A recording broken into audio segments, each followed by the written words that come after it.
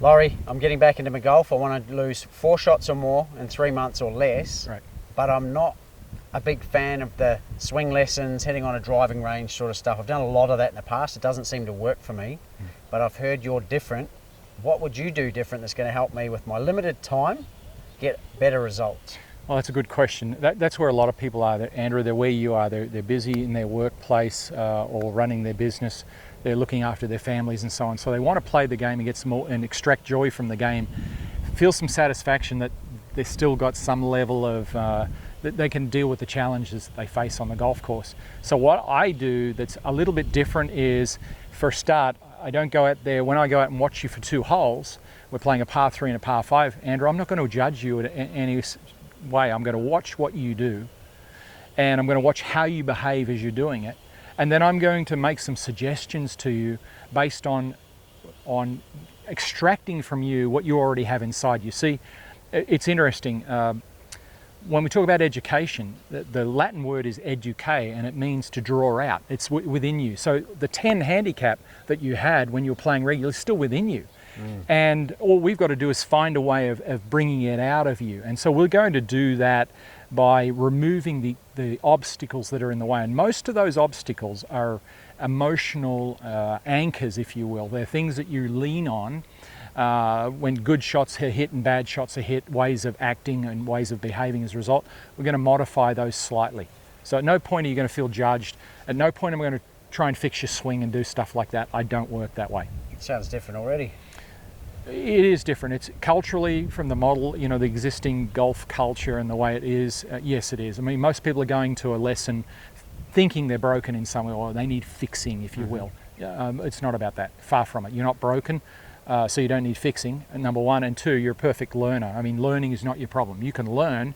It's just the content of what you're getting and how you translate it from the practice ground to the performance area, which is the golf course.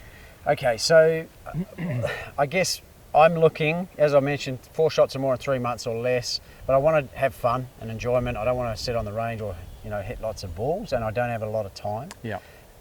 I've heard you have this way of being able to look at my potential, look at the possibility or probability, and bring them closer together.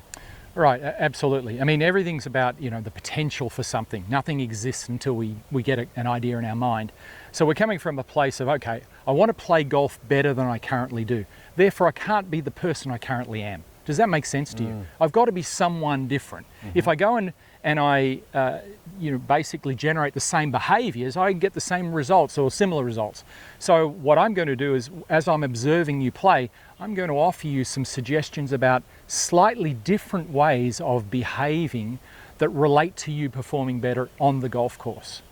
Okay, so we're going to go out on the course and... Right, we're going to go out on the golf course, go out and play the par 3 hole and a par 5 hole, and work our way from one hole to the next and go through that journey, and you're going to learn some very interesting and different things along the way.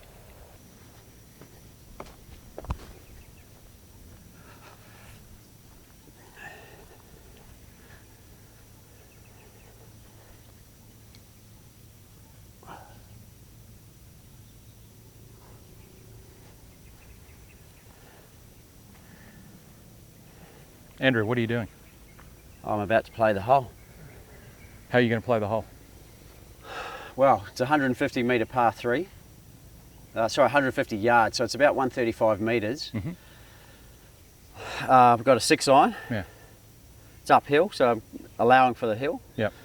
And I'm just going to look at where the hole is, and the flag's up the back right, so I'm going to probably aim centre of the green.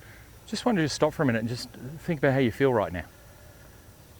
You're a bit hyped up, a bit pumped, right? A bit, I mean, walking up there, but you're not in a state to hit the golf ball like that. And this is an important thing to understand. We're going out to play on the golf course, and the thing I want you to be most aware of is your state right now, and that you get into the right state to hit the golf shot that you're going to hit.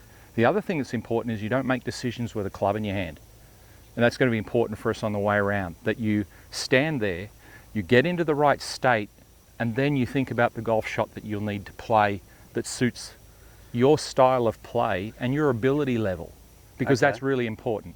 So we're going to remove a little bit of the ego out of it, where you're going to try and hit the brave shot and play smart golf. And smart golf is playing to your potential, but understanding what the probabilities are. Okay, so 2 questions you already raised for me is state. What is state? Okay, yep. And I'll get to the next one in a Okay, so minute. state is, the best way to understand is the awareness you have right now of how you feel right now, like to be truly tuned into your feelings. So how would you describe your feelings? If you could use a word or a sentence to describe your feelings right now before you hit this golf shot. I mean, you walked in, you've had a bit of a look. How do you feel about that? From a golf perspective, Yeah. I feel nonplussed. Yeah. Probably a good way. A bit. Can you be more specific? Well, I just feel like it's something I always do, automatic. You know, Yeah. I'm up to the tee. This is what I do. I know the distance. I'm going to hit it. Yeah. But I'm also feeling curious because you're raising you've asked a good question about state versus playing the hole. Well, here's the thing. A lot of people want to play their best golf, right? How do you access your best golf? I mean, are you hoping to play your best golf? Yes, most people are. They're literally going out there and hoping they're going to have a great day. But the truth of it is, if you walk up and play the golf shot the same way every time, it doesn't matter whether you're standing on a beautiful tee in Bali or at your home club, it doesn't matter. Fact of the matter is, if you're not in the right state, if you don't have the right set of feelings, if you will, to play the golf shot, you're not going to get the best out of yourself. Mm-hmm. You're probably going to get the opposite. Mm-hmm. So in this case, what I need you to do is, I need you to be able to walk up to the tee and have a look at the shot whilst you're feeling relaxed and calm, so you can think clearly about what you want to do. Yeah. So we do that on every hole? Absolutely every shot on every hole. Okay. So you isolate every golf shot as just one shot. So I've teed my ball up, I've got my club. Yeah. So I would disregard that. I'd do this, come and have a look first. Yeah. Assess, Yeah. get into the right state. Yeah, look, the cart's going to be like, a 10-second walk away, right? Yeah. So it's not like you have to bring the club up. But it is a really common thing that I see golfers do. They straight to the bag, have a look from the cart, pull the club out, come up here, then make their decision. But it's actually been made at the cart. That's right. Without ever getting a feeling of the type of shot you want to play to the hole. Okay, so do I now play the hole as like a strategy process, or now that I'm in the state, Yeah. what's the next step? The key here is that you've got to play the best shot that you have for you that you can play 7 out of 10 times. Okay. So you've got to go with your go-to shot. So what golf club can you hit 7 out of 10 times that will give you the best position for your next shot? That's really the key question. Not your perfect shot, because most people are standing up here hoping to hit their perfect shot. Just doesn't work like that. Okay, so a 7-iron is 7-iron, 6-iron is pretty comfortable for me 6-7 times out of 10. Yeah. And then, but do I have to choose a direction or a Yeah, you do. location? Well, see, in this case, the pin's over on the right. We're not even looking at the pin. So as you look at that green there, if you were to look at the left edge of the green, the right edge of the green, and split the green in half, the first question is, what part of the green are you going to hit your golf shot Well, the to? left side's a lot easier. You bet it is. Yeah. I mean, because if you miss the green there, it's a better chip shot. If you miss it in the bunker, it's a better bunker shot. Yeah. Whereas if you miss it on the right side, it's a much A lot deeper of bunker, etc., right? Yeah. So the key is we split the green in half to start with, because we can't see the green. So we don't know what the green shape looks like from here, and you've never played here before, so you've got to go on what you can see. What you can see here is there's a very tall tree. It's the tallest tree in the distance there. There are actually 3 of them if you look. It's like a set of goalposts, and there's that tall tree. You want to be hitting left of that tree, because if you look at the land slopes this way. It's got a tilt on it like this. So you're going to hit it left of that tree. There's going to be some sort of shape bias that's probably going to move the ball to the right anyway. So you could even aim towards that bunker up on the left-hand side. Okay. And then I'll go through my normal process? You go through your normal process. Ensuring I'm in the right But when you're state. standing behind the ball, that's when you get yourself back into that state, just calming yourself down, because you'll be feeling a little hyped up, a little pumped, if you will. Yeah. So you want to bring yourself down. A couple of deep breaths, get right, so that when you're walking, you feel like you're in a more relaxed state going in to hit the shot. Mm-hmm. You've got to be aware of this on the way around, that you're going to be feeling this way, and you've got to bring yourself back down and feel this way. So deep breathing is a great way to do that? Yeah, or just looking at it and just allowing yourself to just calm down, just take your time. Now, it doesn't take minutes. It's not like you're going to hold your friends up, all right? Yeah. Let them hit first, in fact, if that's the case, but play in the right state. That's the rule number 1. Okay, so with state, Yeah. and this is common for me and it's common for other amateur golfers, I'm sure, I have trouble in front of me here.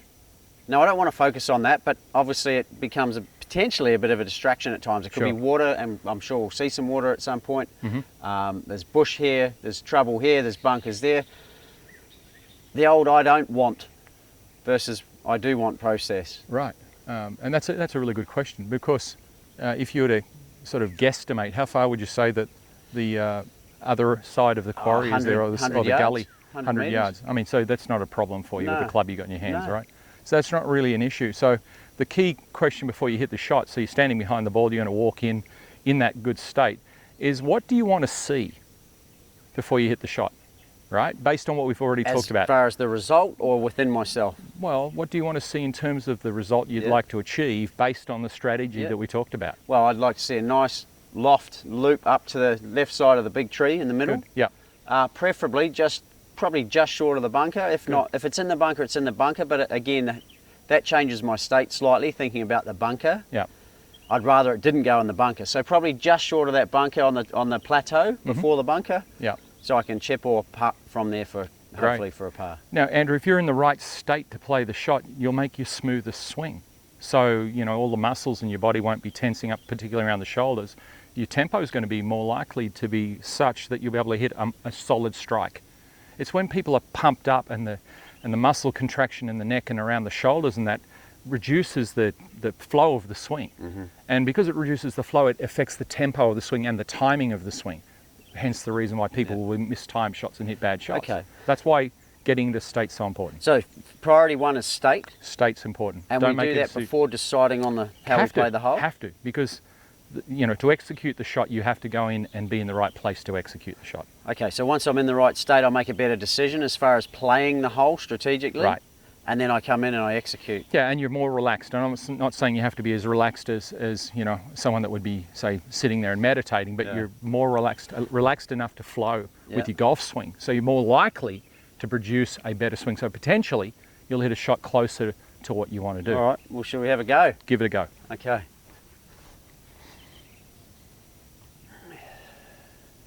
That's it. So get into that right state.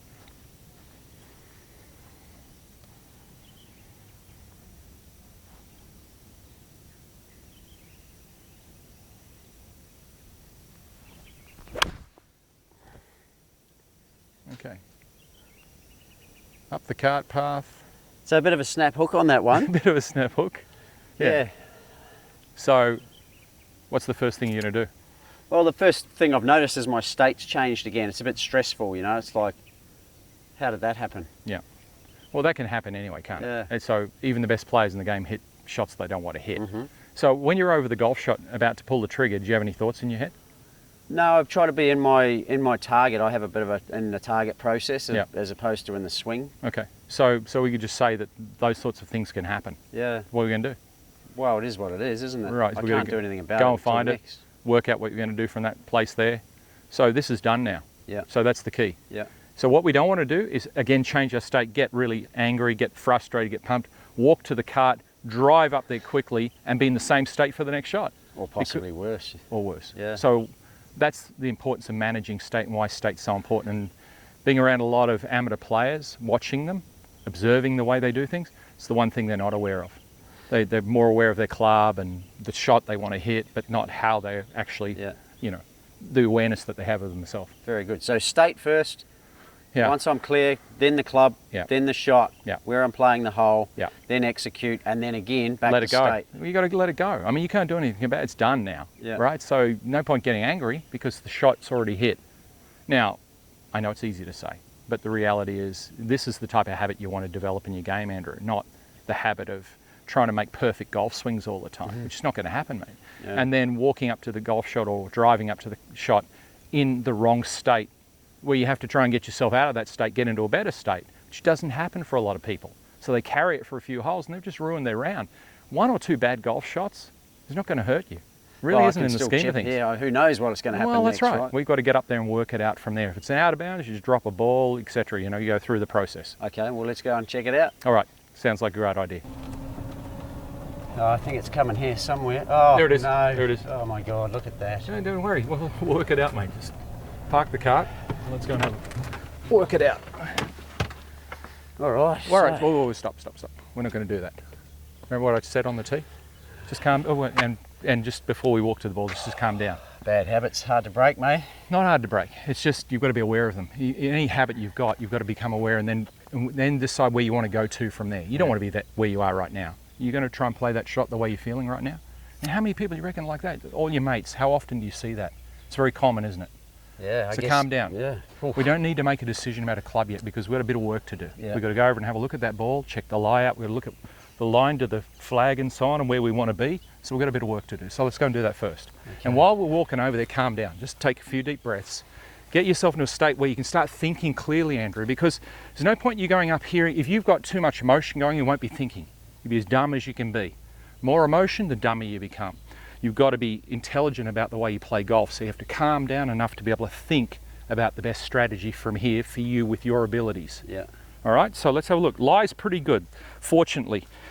You're not in the middle of the bush too much. I just noticed I'm in the hazard. You're in a hazard, okay, so that's okay. Well, I can ground a club now anyway, so it doesn't matter, does it? It doesn't matter. So you got an okay lie there. Now, one of the things to look at when you're in the rough and stuff, just have a look down behind the ball. This is a good tip, because that's where the golf club's going to go, right? Too often I talk to players about they get too caught up in the shine of the ball. They're looking at the ball from up here, making a decision about what they're going to do. But actually the club's got to be able to fit in behind that golf ball to be able to hit a shot successfully. Does that make sense? Yeah. So a lot of people looking at the top of the ball is not helpful. Look down and have a look. So when you look behind, you've got to be able to get your shot, whatever club you're using, in behind that golf ball. So it looks pretty good. And what about the ground? Fairly firm? Yeah. Again, that's important. important. It's a bit sandy, but Firm enough. I mean, if you feel it under your feet, it's firm. All right, it's firm enough that you can be able to hit a shot solidly out of there. Should be able to clip it. Downhill lie, it's going to run away. It is. Now, again, ignore the flag for a second. All right, ignore the flag for a second. So the thing you need to be looking at here is getting it on the green to give yourself a putt. You're not looking for a superhero shot here. The first thing people do is they come in here, they're not in the right state, and then they try to hit the There's that word again. they try to hit the great shot. You know, because the ego takes over. They want to get back what they've done. You can't get back. It's not like, it's like people going to the casino and they're losing money and they keep betting more to get it. It doesn't work like that. There's the only shot that matters right now is this one. Everything else you've done, you take your medicine, it's a penalty, whatever it is. In this case, it's okay. You've got a fortunate break. So we're going to ignore the pin and go, right, what do we need to do to be able to get it onto the green? All right, that's the first thing, because if you get it on the green, you give yourself a chance to putt.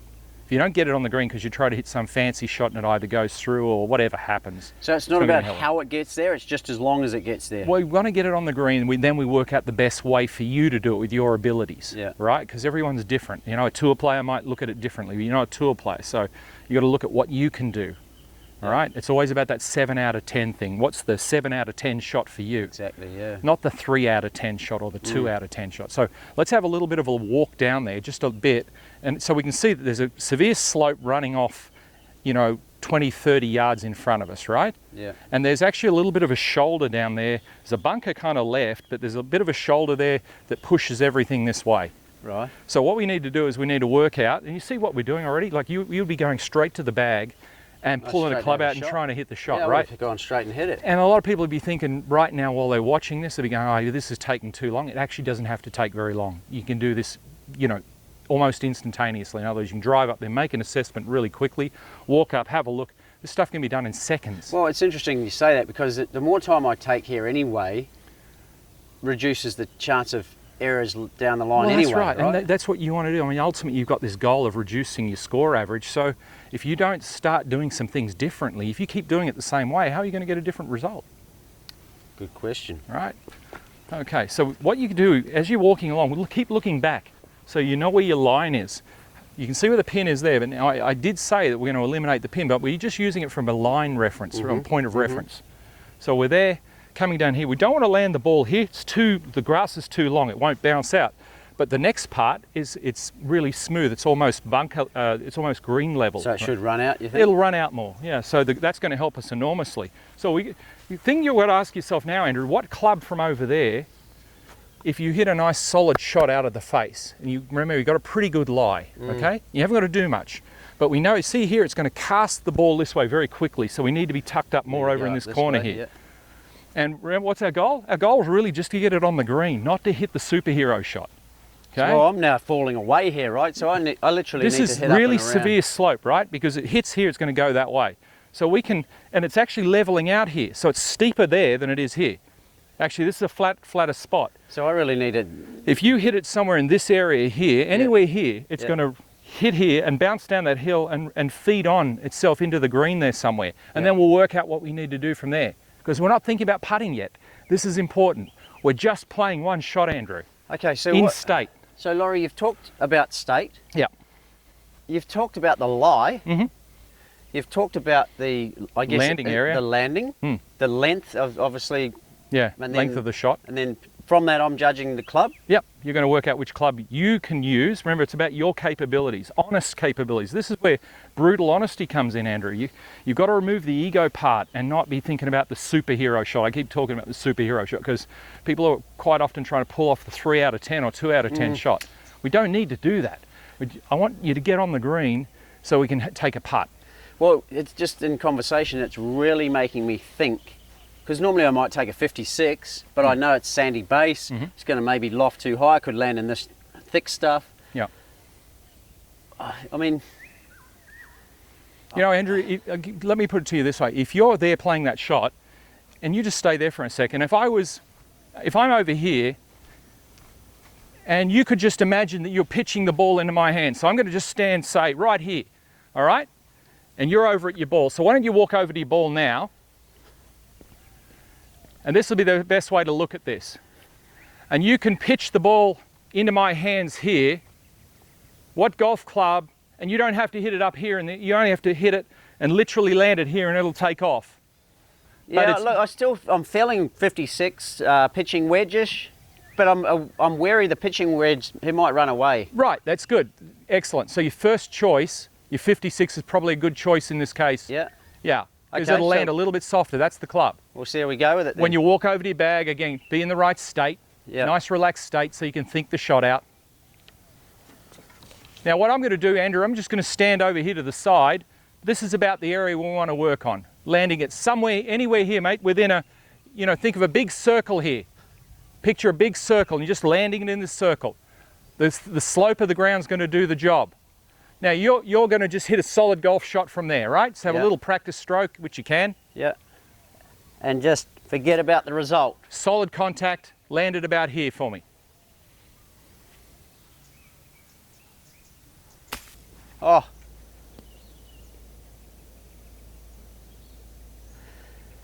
Okay, so that one's run away down past the green there. Certainly flew. Yeah, it was just flown a little further than you wanted it to, right? So not too bad. We'll have to go down and work out what we're doing from there. All right, again. Yeah, so should I take this with me or? No, put it back in the bag. Okay. Yeah, because we don't know what we're going to do down there. There's probably 3 or 4 different types of shots we can play down there. It's all about choice. It's not one club. Yeah. I mean, games play with more than one club. You buy a whole set of clubs. You spend a lot of money on a lot of clubs. So what we're going to be doing on the way around is I'm going to show you how to use a whole lot of different clubs to play shots, not just one club. Well, I just noticed my state too. I'm frustrated again, Lawrie. Yeah, I know. So straight away, your chest is up like this, your shoulders are up around your ears. You've got to bring all that stuff down. So take the club, put it back in the bag, and as you slide the club into the bag, just as the club's going down, feel like you're going down with the club. All right? So it's a good way to remember. So as the club goes into the bag, so take a breath, let it out, and just because you need to do that. When you get into that cart, you don't want to get into that cart gripping it tight and in that frustrated state, because all you're really doing is anchoring that state. You're basically reinforcing that state over and over. Really basic level psychology. Plus, what you're also doing is shutting off the front part of your brain where you do your thinking. Well, I'd already gone for the club, right? It's like, and then you can't make good decisions from that place. So if you remember, don't forget what the major goal here is. You want to reduce your score average. Yeah. You're not going to do it if you keep staying in this state. This is the thing. I'll say it again. Andrew, you can have as many lessons as you like. I've seen it done. In 30 years of coaching, I've seen it done. People taking lots of lessons and wondering why they're not getting better. There's nothing to do with the coaching content. It's the fact that it's a human being dealing with frustrations and dealing with their emotions. It's not about the golf swing. You're going to hit bad golf shots, mate. It's a fact of life. Well, it's how you deal with it. I'm already starting to think differently about golf because I've hit 2 bad shots. Just 2. Right. A lot of shots out here to play. But what you're saying, it's not about the shots. Well, it's about each shot, and it's about dealing with each shot as it comes. It's not about dealing with the next shot. We haven't got to that one. It's not about dealing with the last shot. It's gone. It's about the shot in front of you. You hit the shot, you get a result that you feel satisfied with, or you don't. And that's okay. But then you let it go and we work and get to the next Deal shot. with what I have, We yeah. let that go, reframe it, get into a good state and get to the next one. Let's say you start off with 2 double bogeys in the round, but potentially, you've played some of the best golf of your life for the rest of the round because you get into a good state. Or you stay angry, you stay frustrated, nothing changes and you have the worst day of your life. It's a choice. Which one do you want to go with? Well, it's interesting too, because a lot of amateurs I've observed and myself, sometimes you can have a bad start and you go, bugger it, I'm not going to do any good today. Yeah. But somehow you've just let go in that moment. Right. And all of a sudden, Yeah. everything starts happening. Well, you've gone into the give up mode, right? And when you give up, everything's just gone. It's like, I'm not trying anymore. Yeah. And as soon as you stop trying, you start playing. Yeah. Funny how it works like Interesting that. concept. Yeah, it is. Right, let's go to the next ball. Great, sounds like a good idea. So bag, club and bag, Yeah, as the club goes down, let it go. let it go. And so when you get in here, no gripping the steering wheel tight. Before you drive off, make sure you're in the right state. Yeah, just let it go. Because we've got to get to the next shot now and figure out what we're going to do there. Okay, so I've come off the back of the green, Lawrie. Luckily for me, there's a big drop here, but there's a bit of rough here which caught me, which is nice. But haven't you got 4 clubs? You told me not to bring any clubs. Well, we're on a resort golf course, Andrew, and we've got to obviously save a little bit of time. And so in this situation, we can't drive the cart over here. So we bring a few clubs over and work it out from there. Okay. But again, you don't have a club in your hand. So at this stage, you're just going to evaluate your shot. The first thing you're going to look at, Andrew, is your lie. Now, in my teaching, there's 3 types of lies: good, bad, and ugly. Good lie is ball sitting on top of the grass. Bad light sitting in the grass, and an ugly light sitting right down in the grass where it's completely buried. You've got a half-buried lie, so you've got a bit of grass behind the ball, but again, the ground's firm underneath, so it's not like it's bad mushy lie, or. would you say? Well, that's the best part of the bad lie. It's Yeah. just sitting down a little bit. The second thing is the pin's not very far away from you, so you don't have to hit a shot onto the green here, all right? You've got to play smart golf, all right? So we're always thinking smart golf.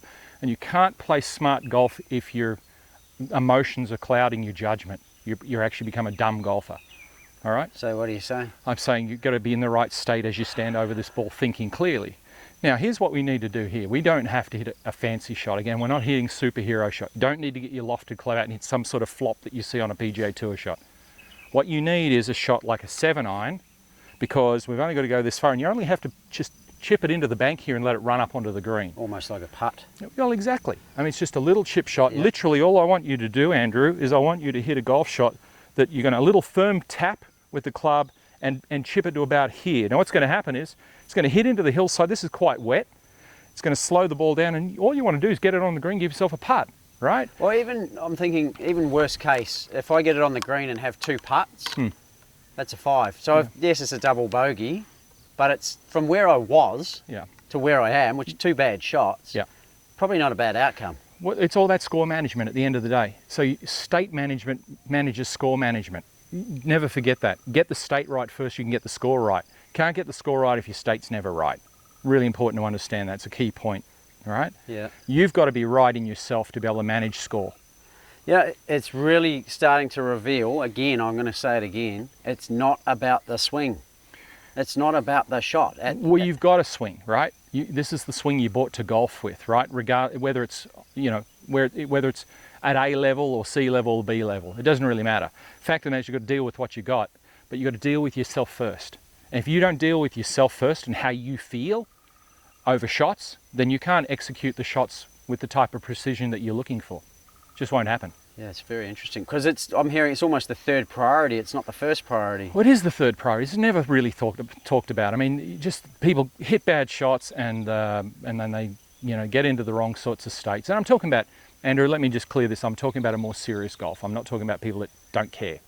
All right, there are a bunch of golfers out there who just laugh about it, and they're small, mind you. But if you care about your game and you're a 10 handicapper and you want to get down to 6, then something has to change, as I keep saying. So you have to change yourself. It's not about your game. Your game has the potential to be 6. Probability of it relies on how well you manage yourself, because how well you can clip that ball from here in the right state, land it about there, chase it up onto the green, and then take a putt.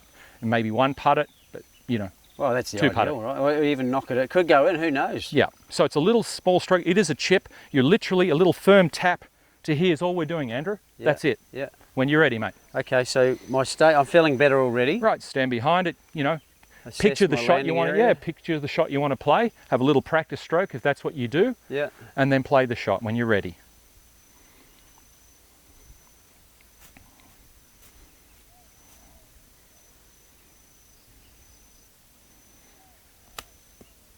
That's fantastic. Wow, look at that. Great result. Well done. All right, you're giving yourself a chance now to putt. You're also on the flat part of the green. You haven't got a tricky putt. So what you can do now is I'll give you, I'm your super caddy here, so I'll give you your putter. And what you need to do, mate, is as you're walking up to that putt, have a bit of a look at it from a distance, because the thing I want you to start looking at is perspective for putting. So it's better to stand this far back and get a perspective of the break of that putt from here rather than right over it. Don't go right up to it. Well, a lot of people stand right over their putt here and try to read a green. If you're back here, you get a much better idea of the slope in front of you. And then picture yourself rolling that ball in the hole. Be positive about it. So should we do that now? Yeah, we should. Okay. All right. Much better place to be looking at it from up here. Okay, so I'm seeing slight right to left break. Okay, good. Okay.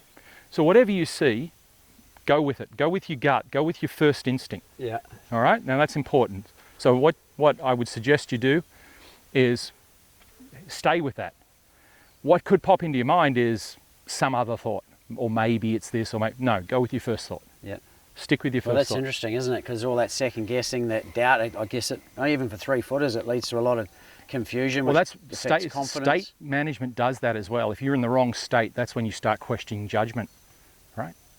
Yeah, whereas if you're relaxed, the outcome, it's not really about the outcome anymore, Well, is it? no, you're in a better state. You see the line and you go, right, I'm just going to hit that line and see what happens. Because that's all you can do. Okay. Do you want me to take the flag out, or would you like to keep it in? Oh, we'll keep it in. Okay, good. Thank you. Okay, so I feel like I'm in a good state. Yeah. And even worst case, ideally, I know in myself it's a 5. It's a double bogey, but I've accepted that now. Good. But even better if I get this. For sure. Good. Right Just on the a line. little short. Yeah, okay, tap it in, mate.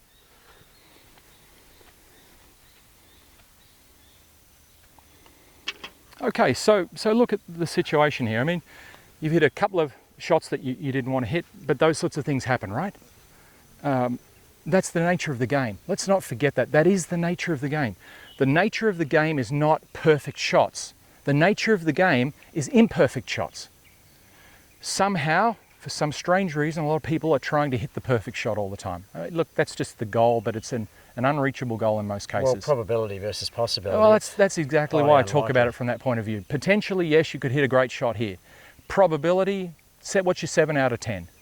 So there, a little chip shot out of the rough was a pretty simple sort of a shot. But you'd be surprised how many people would overplay that shot. They go in there with a very lofted golf club and something they've seen on TV and see the pros hitting this high soft landing shot that they've practiced literally thousands of times. Yeah. You hardly play. Yeah. You can't play that shot. I mean, you can have a go at it, but that's what I call superhero stuff. Yeah. So we don't want to be superhero. We play the simple shot. So Get the ball on the green. highlights reel on Yeah, TV. it's exactly right. The highlights reel is an illusion, is all it is, Yeah. right? It's the best shots played by pros, and they don't do it all the time. Okay, so just to recap the first hole, Yeah, state management Yes. is the highest priority. absolute highest priority, but you have to know what that means. So what do you think it means now? Tell me what do you think it means? Well, I think it means putting my body and my mind and emotions in the best possibility or best chance of success. So whatever that is for me, and I know what that is because I'm quite into this sort of thing outside of golf, I Yeah. guess. But it's relaxed, it's calm. It's knowing your capability, your true capability. It's not about something that's pie in the sky stuff. It's about, I don't play very much. I haven't played much of recent times. I'm playing, I'm going to hit some bad shots. I'm not trying to, they're going to happen. All right, just going to happen. Yeah. How I deal with that is the key. Well, it's about acceptance, I guess, isn't it? Yeah, it's that mystical thing that people rarely get to, but you know what, at the end of the day, it's where it's at. If you're going to be a better player, the better the player, and in my experience working with many good players, they get to more and more deeper levels of acceptance with the game. They just get on with the game better. Get on, like it was said to me by my mentor many years ago in golf, get over it, get on with it. Yeah, good. Get over the shot, get on with the next one. Yeah. And again, I know that the people that are listening to this and watching what we're saying, Andrew, the thing is, it sounds easy to do. Yeah. It takes work. I'm going to be on your back for every golf shot you hit, Because for you to make the change, for you to change the habit that you have, which is a habit virtually all golfers have, to be in the wrong state, to be in a fight or flight state where you're not thinking at all, you're in a defensive mode, is detrimental to the way you play the game. You won't make progress from that place. You will not make progress from there. Well, it's interesting. So it's really prominent state as priority number one. Then it becomes about, once we're in that state, making the best decisions to play that hole. Within your capability. Within the capabilities. And then it's about the execution. Yep. But all three of them have a level of acceptance, don't they? Regardless of those priorities, I still have to be at acceptance at all levels. And then after the execution. Right. And you've got to do that on every single golf shot. That's really the discipline right there. That's the discipline of golf. Well, it's a new journey for me because it used to be about going for the shot to the middle of the green. Superhero stuff. Yeah. Yeah. Yeah, there's a lot of that goes on in golf. Okay, should we go to the next hole? Sounds like a great idea. Okay, Lawrie, par 5 time. So clearly it's a driver hole. Andrew, just stop for a sec. Check that view out. Crikey. Not a bad. It's the 7th at Bali National. What an incredible golf hole. You're just going straight into teeing that ball up. You're not even having a look. I mean, you're at this awesome place and you... Oh, I thought you wanted to know what hole it was. Look at that. I know, isn't it? They've got temples in the back, the ocean's there. Unbelievable. Beautiful. Banyan trees. So what are you doing, mate? I'm teeing the ball up. Okay. What's that? Driver. Okay. It's a par 5. And what's the logic of driver in par 5? Distance. Ah, okay. It's only a 3-shot hole. And for you as a 10 handicapper, you know, it's just 3 shots. It doesn't have to be driver. I guess the key question again is that the club for you? Is that the 7 out of 10 club here? Geez, you're really catching me here, mate, aren't you? I'm just asking the question. That's what I'm here. You know, I'm like that little guy that sits on your shoulder that's asking you the tough question until you get to the stage where you just do it yourself. Yeah. So I think based on this hole, and I guess I shouldn't be talking about that first, I should be talking about state. Yep. But if I was to talk about the hole, it's quite wide. It's a beautiful resort course, so bit of width. Consistency, I tend to find, you know, bigger club gives me well, I could be lying, but 70% I should be able to hit somewhere down the fairway. Okay, great. You just have to know that that's the club. Yeah. That's the key. I mean, you're not kidding yourself here. If that is the club, that's the brutal honesty I talked about before. You've got to be sure that that's the club. Otherwise, it's the next club that you're absolutely sure will go 70%. Yeah. So I feel, based on the state that I'm in now, that driver is the club. Fantastic. Then that's exactly what you go with. Okay. And so how are we going to play this hole, Lawrie? Because it's a par 5, it dog legs round to the right. I've got bunkers on the right, and then the second shot will have bunkers on the left. Yeah. Do I aim more to the left here, or? Well, the first thing, you look at the width of the fairway, Andrew. Split the width of the fairway up and say right side of fairway, left side of fairway. What's your feeling about that? Well, there's more trouble when I'm blocked if I go right. Okay, so we're not looking at trouble, we're looking at the best place to hit the ball. So where's the best place strategy-wise? Down the left side. Down the left side. So you look at the temples in the distance, 3 temples. Yeah. The left temple, you'd actually be left of the left temple. There's a big tree down there. The peak of the tree, just next to the temple, how's that for a line for you? Is that left enough for you, or could you go more left than that? No, that's perfect. Any further left, I think I'm starting to, there's bush there on the Okay, left. so what I want you to do when you go through your process and you're thinking about where you want to go, be very clear in your mind if that's the line you want your golf ball to start on. Okay, good. All right. So that's giving me something to focus rather than on the swing. Yes. Now, when you stand behind and you go through your pre-shot routine, state management. Yeah. Right, because what is likely to happen for you, which I noticed on the other hole we played, everything goes up a little bit. Just bring it back down. You're going to play your best golf a little down rather than up. Yeah. And you're starting to feel that? Yeah, it's definitely shifting. Yeah. But I'm also, as I said earlier, I'm becoming more curious about this as opposed to fixated on this is how I do golf. This is opening my mind to other possibilities. Curiosity is a great word in this case. Yeah. Being more curious about another way of being. So, can we hit? Go for your life. Okay. So left side of the temple, left temple. Perfect. That's a great line. Yeah.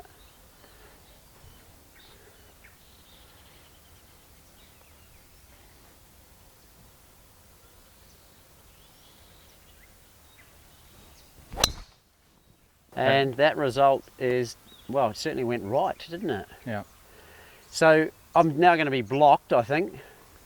I would say so, yeah. But again, state management. Straight away. You've got to go back to that place. I mean, we'll call that your safe place. Your unsafe place is to stay where you are because you're not going to be able to play, because now this golf shot's done. I know that's hard sometimes to deal with. It's done. It's over. We've got to get into the next shot. Yeah. So I'm already in where I am next, but what you're saying is be back here for now and try to get... Well, it's done. So that shot's played. We walk back to the cart. You're working yourself down into a better state so that when you get in the cart, you're not gripping the hell out of the wheel, and we just drive and we'll find it, and then we'll work out what we're going to do from the next place. Okay, shall we All go right, and have a nice chat and look at the views while we're doing it, and all of those good things that you should be doing while you're in Bali. All right, about 250 out. Well, let's just go and have a look at the shot. You see how easily. So, but now, hang on. This is habit, isn't it? Right? It's just, but it is. Let's just stop for a sec, because that's what it's about. It's just habit. And also, how do you feel right now? Just calm down. Yeah, have a nice walk. Rushing now. Just have a nice walk to the ball. Yeah. Right. So I'm going to say to you again, it's a constant reinforcement. That's what coaching's all about. Yeah. It's all about getting you to be aware of your feelings and your state, so that you can make better decisions. All right. So let's have a look at it. Evaluate the shot first before we make a decision about clubs. Okay. So slight downhill. Yeah, downhill, ball a little bit above your feet. It's above the feet, but downhill. Mm-hmm. I've got this beautiful banyan tree here. Absolutely gorgeous. And then I've got, I think it's a banyan. Then I've got the bunker here, which I had aimed to go left, but I've gone right, and I'm now accepting. Well, it is what it is. But I'm going to go probably a 4-iron flat across the top of the bunker and a bit of a slice around down, and it'll feed down to the hole. So you're going to play the superhero shot? Well, that's the normal shot I'd play. Well, that's not the shot you need to play. That's, getting to know your game like I am. You could play that shot, but I think that's a 3 out of 10 shot. Yeah. I think you're bringing a whole lot of trouble into play that you don't need to. I think what is an easier shot for you? Firstly, what club can you hit that would clear that branch just above there easily by half? 5, 6. Okay, yeah. By half, right? So you need to know it's by half. So if it doesn't go half, it goes a little higher, it won't hit the tree. Yeah, a 5-iron. All right, and it's not necessary for you to go right across the middle of the bunker there. That's not necessary. You're better off picking a line, maybe the left edge of the bunker, Andrew, because I want you to be sure of your next shot. If you hit the superhero shot across the bunker, as you say, with a fade, and you block it to the right, you're going to bring those trees in the corner, and you're going to hit yourself into a place where you can't play your next shot. So we're managing the experience better. It's interesting, the word, I want you to be sure. Well, the word sure, it's like certainty, right? So it's made me think, well, rather than what you call a superhero shot, I'm now starting to think certainty every time I play a shot. I know it's hard for me to break out of that mold initially, but it's starting to grow on me that, so this 70% thing that you're talking about, that really feels like certainty. So what you're saying is every shot that I do, I need to feel certain that I can get there or thereabouts outcome. Within your capabilities. Yeah. Within your realistic capability. So in other words, what you're bringing to the table. Yeah. Not what's potentially possible with work, if but I where was you are, to, yeah. where you are right now. Okay, so if I go, I feel certain, it doesn't even have to be a full swing, 5-iron, right, mid swing, over the left side of the bunker, down to that beautiful banyan tree down the bottom there. Yeah. I know there's bunkers down there too, so I could even take it off a little, but then it's probably only 100 in it from there anyway. Okay, great. So you're playing a 3/4 5-iron is what you're saying? Something like that? Yeah. Can you play that shot? Is that the shot you can play? Well, it's not something I play regularly. Well, what shot can you play with a 5-iron that will hit it across the corner of the bunker and be in the fairway down on the other side of it? Well, I'd play more of a full swing 5-iron, but then I'm bringing in distance. It might hit the banyan tree. Well, then is it a 6-iron then? Well, that's a good point. So would that make the shot shorter? That would definitely make it So better. see how we're talking through it? Yeah. Whereas you're going to go straight to the bag, pull out a club and hit the shot. That's precisely the point. And this seems like it's taking a long time. Remember, you get used to this, you'll make that decision faster, much faster. Well, again, it's just, I'm questioning myself now, and reinventing myself is probably a good way of putting it. That's a good way of putting it. And you're getting a level of awareness about the fact that state is really important for making decisions, good decisions, within your capability. Okay, so shall we go and get the 6-iron? Yeah, let's do it. Right. So we're going to go a full swing, would I put it more off the back foot, or? You could play it a little bit back in your stance to make sure it comes out a little bit lower. Yep. Tree's pretty high there, but just to be sure, a little bit back in your stance. It's just a nice smooth swing. You don't have to do anything fancy with it. Left side of the bunker, smooth swing, go and find the next one. Okay, so now back into state. Most important thing, walk slow. Just walk along. You remember where we are again? Yeah, it's not bad, is it? You don't live here, right? No. So, well, for the money I've paid to play here, why would I want to rush it? But I am. And why would you want to get angry? Exactly. How many people drive in off the course on a place like this and they've just had the worst day of their life only because it was all them? They blame themselves, no one else. It's not the golf course. Golf course is still beautiful. Oh, the place is incredible. Okay, right. so go through my routine. Yeah, so stand back, see that shot you want to hit. When you walk in certain that that's the shot you're going to play. Yep. Okay, so nice swing off the back, slightly off the back foot. 6 iron up. Aim a little more down the left side. Yep. Smooth swing. And it's gone flat. Oh. Come on back down. Into the face of the bunker. My God, can it get any worse? Well, it's done. Let's go and work out the next one. Give me your club. I'll take your club. I'll caddy you. Okay, but so if you put it in the bag, does your state decrease? My state stays the same all the time, whether I'm playing or not. Actually, interesting enough, when I do play, which is not as often as I'd like to, I work on state all the time, like literally all the time. Yeah. I remind myself all the time. So what you're learning is something that I've been doing for a long time. So same thing. Okay, Let's go and work it out.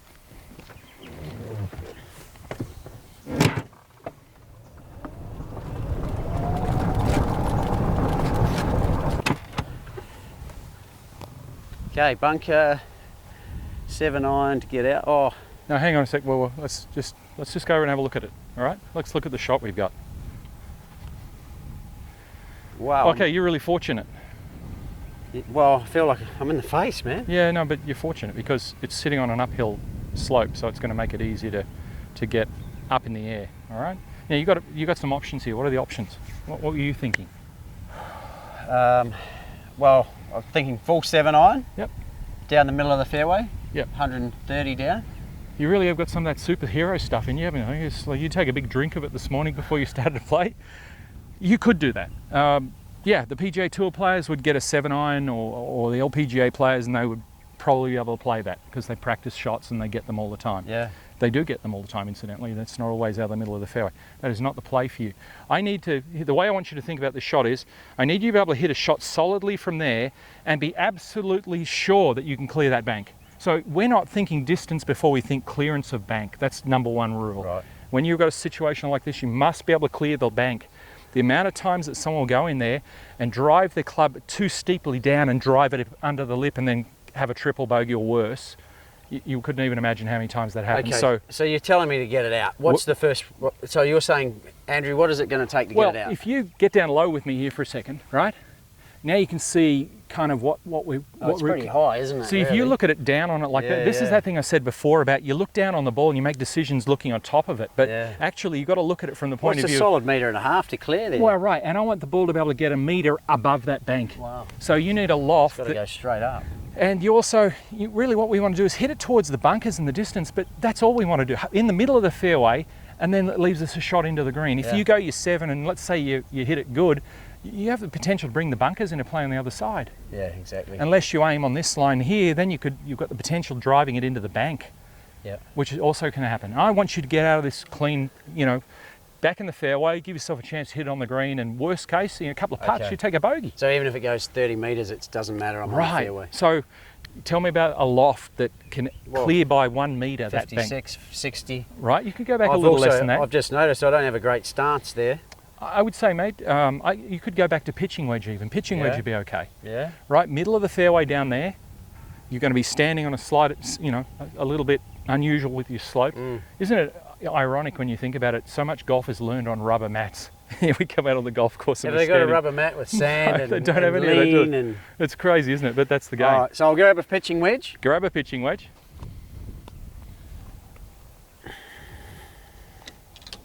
Lawrie, from a certainty perspective, my gut's telling me that's not even enough loft. Okay. I'm thinking then probably... you go with what you feel better with. I just want to trust my gut on that. Great, mate. Awesome. So I've Now, gone a 58 instead. Right, okay. Well, that's going to be absolutely short. Now, it's not going to go very far with a 58 because you're on an uphill. It makes the 58 into a much more lofted club. Yeah. So if 58 off level ground looks like that, now it looks like that. Probably not a good club to play. Tell you why. Swinging up the slope with a lot of loft like that, you're likely to bring the bottom edge of the club in and drive it into the bank again. Yeah. So it is better. The reason I said pitching wedge, just so we can discuss this, Yeah. is that on the slope it becomes a more lofted club. Does that make sense? Yeah, So pitching wedge is here. A 58 anyway. So let's call it a 46-degree angle, Yeah. but there's 15 degrees of slope. Yeah. So it actually works more like the other one. I guess going back to state, I still feel, I know it's not necessarily going to go as far and it may chunk in there, but just state-wise, I feel more certain. Is that your 70%? Yeah. Go for it. Okay, so Yep, just for sure. trust and go. Go, if that's the club for you, go with that club. Okay, so try to get down to the bunkers.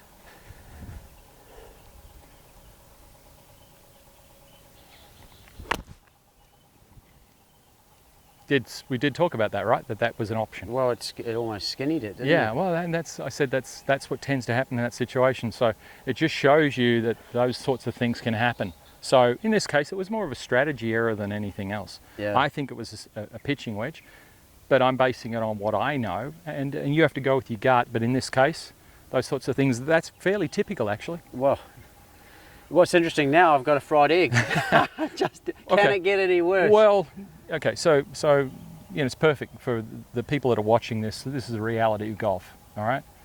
It's so easy to get brainwashed, Andrew, and thinking that we're playing like elite players, but elite players make boo-boos all the time on the golf course as well. It happens. Okay, you've got a half buried lie here. You can still go that strategy, but you're going to hit. The ball's not going to go as far. So maybe a better option now would be go a little bit more sideways. Come out this carry, way. Carry it, cross into the fairway there. Again, get yourself back into play. That's the key. And back into state. Most important thing. Okay. So is that still the club for you? You happy with that club? I think so. I think fried egg. Yep. So it's a long bunker shot now in effect, right?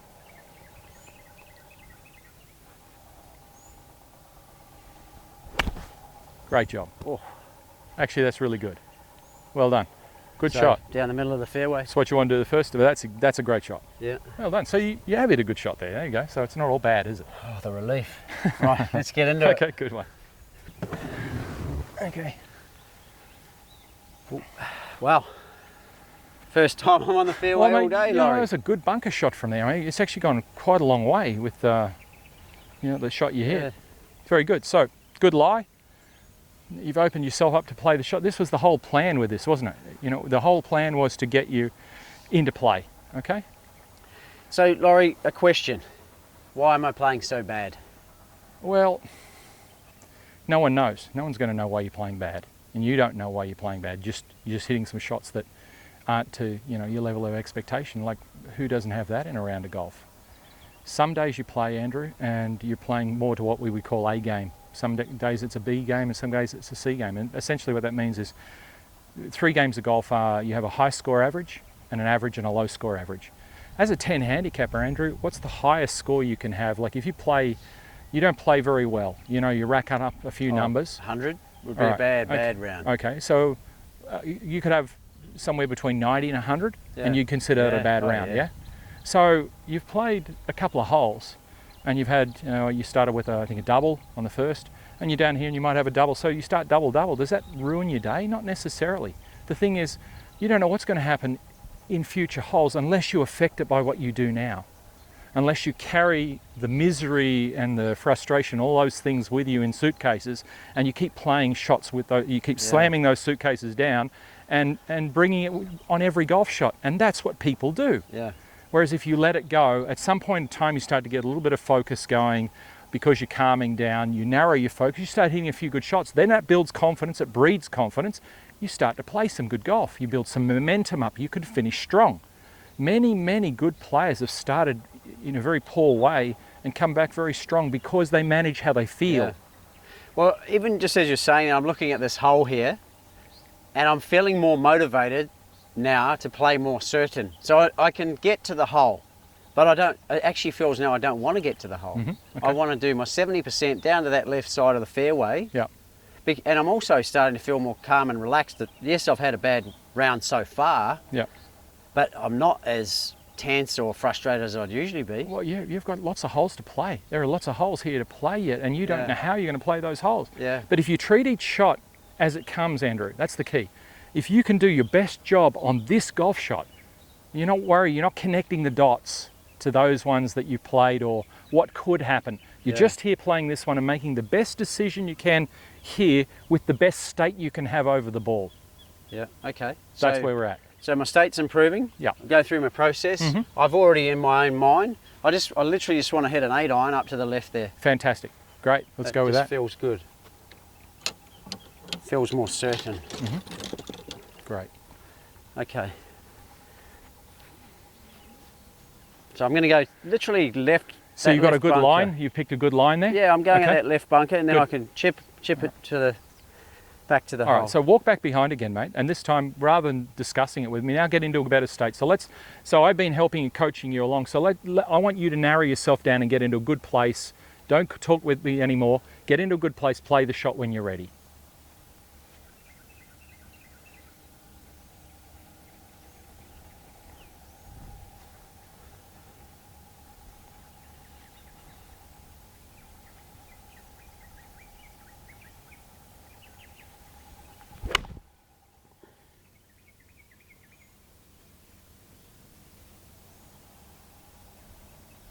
Okay.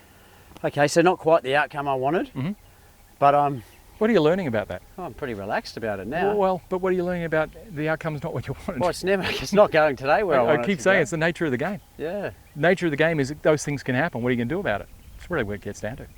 All right, club and bag, move on. Let's carry on.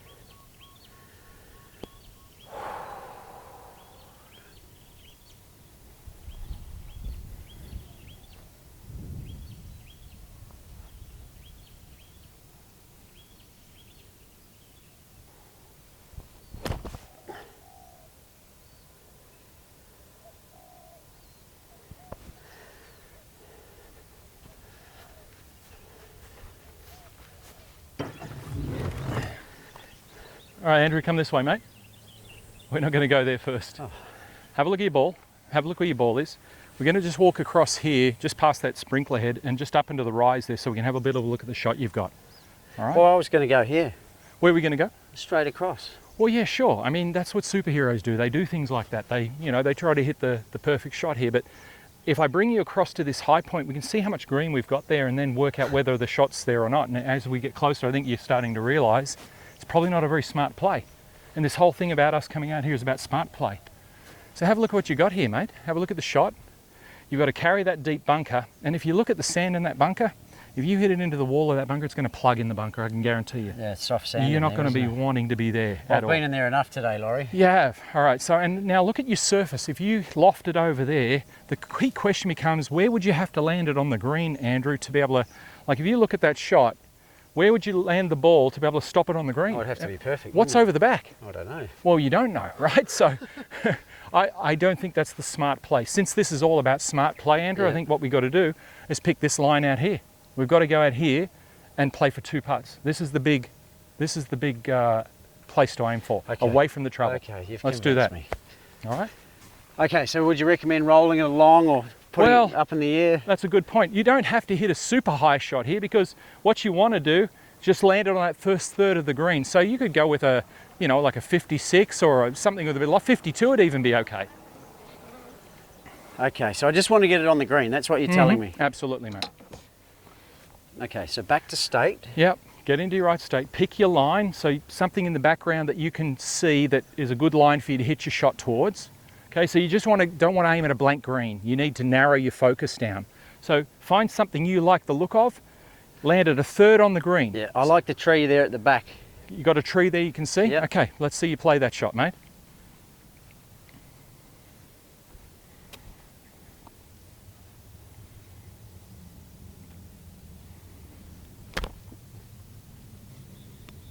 Seriously, man, what's going on today? Okay, it doesn't matter. Put the club back in the bag. Let's carry on. Unbelievable. Golf can be like that, right? So back in the bag. Now, because we're so close, can I reset from here and go again? Of course you can. Well, you're going to have to hit another golf shot, right? Yeah. It doesn't stop unless you pick the ball up and go home. Yeah. You're not going to do that, right? No. So, Well, I'm just noticing though, I'm not too concerned about that other. It's kind of funny now. It's amusing. all right. So here's what we've got to talk about. You've got to make sure that when you're playing these shots that you get into the right state. Now, we haven't really specified what that right state is for you. We just know that it's not a hyped up state. You're not going to be at your best too pumped up. Golf's not played at that place. Football maybe, but not golf. Golf's played a little bit less than that. But you can't be so low that you don't focus, that you get so careless. Yeah. So there's a ideal state. Well, there's an optimal state, Yeah. right? So if you get careless, if you care so little, then you won't focus enough, and that can bring in all sorts of trouble as well. And I'm not saying that that's the case here. I'm just saying that that can happen. So what we want to always make sure we do is that we're playing a shot that we know we can play, a shot that we feel comfortable we can play, and that we pick a very definite line that we're going to hit our shot on with a very definite area that we want to land the ball in. So we're becoming highly specific about our focus. Yeah. All right. And then you walk in with the intent to achieve that. Yeah. And that's the key point here, the intent to achieve Yeah, it. because I still have had the intent, Yeah. or I thought I had the intent, but the outcome's not been anywhere near what I would expect. Right. Well, here's why I want to make an important distinction for you. It's the first clear distinction I want you to consider. Intent is more important than expectation. Yeah. I want you to process that for a minute and tell me what you think that means. The intent to hit the shot the way you want is more important than the expectation. Yeah, so I guess as long as I'm... So the intent is around the state, the focus, the target, the Yes. landing area, etc., etc. Yeah. I can control that. Yeah. The expectation is more about the result. I can't control that. Right. And So- as we've seen today, it's just been shambolic. So the bridge between potential and probability is the key here. That you have to have the specific intent, the drive to want to hit the shot. Yeah. The potential can come out when you get that right. When that mix for you is right, then you get closer to your potential. If you don't get the mix right, if the intent is not where it should be because you're trying too hard, for instance, Yeah. trying is a word we shouldn't be using in golf Yeah. because it implies we're not doing. Yeah. Yeah. So we're just working towards finding that focus for you. So think of it as just practice. So just on that, I know we'll get to this shortly, but already I'm more thinking, and probably shouldn't be, future focused on how, based on what I've been doing today, how I can improve that based on intention, Yes. as opposed to, the results are making me realise I need to work on things. Yes. But- yeah, absolutely. What, am I too future focused, or am I, because obviously I've still got a shot here, Yeah. I need to play, Yeah. but I'm already starting to think growth. It's regardless of outcome, I'm actually feeling growth. Yeah. Opportunities, possibilities are evolving Sure. here. Well, let me ask you this question. It's an important question. How much golf have you played up till today? Honestly. Ever? No, up to this point in time of recent times. Oh, I haven't played in the last year, maybe 3 times. Well, you see, so we're also bringing into consideration there hasn't been a lot of practice. There hasn't been And, any. and practice is about refinement. Hasn't been any warm-up, anything. Okay, so none of those things. So we bring those into consideration. They're not excuses. They're just elements of the puzzle that we're having to deal with. So is it possible that you need to play a few holes to find that focus? Right, That if yeah. I can get you into a better state and then you find that focus and you start hitting some good shots, they start coming off the way you want, you're building some confidence and then you can create your momentum from there. But if you never let yourself get to that place, then what are we doing out here? Because you're not going to enjoy this spot in Bali. You're not going to enjoy this at all. You might as well be somewhere else. Yeah. No, it's good. It's food for thought. It's probably the best way to put it. I've just got now a different way of looking at things. I've had the last hole wasn't too bad, but this one here just keeps getting worse. Well, it feels worse and worse, but I feel less and less how I would have used to feel about it. I would have been frustrated, angry, tense, you know, but now I'm a bit more forgiving.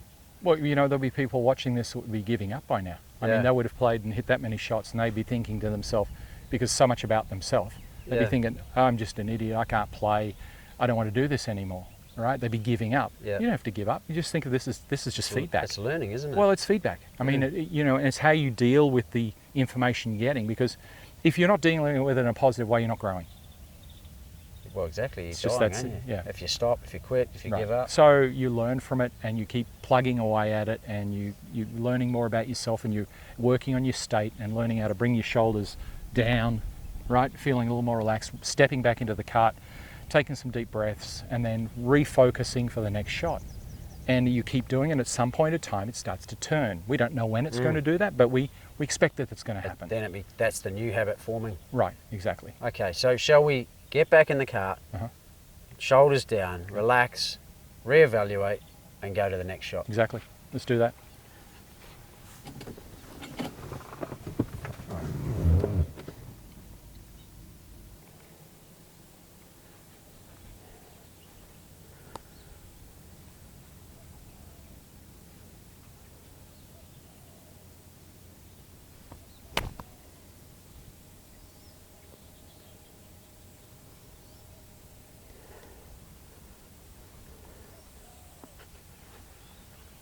Well, Lawrie, what a journey.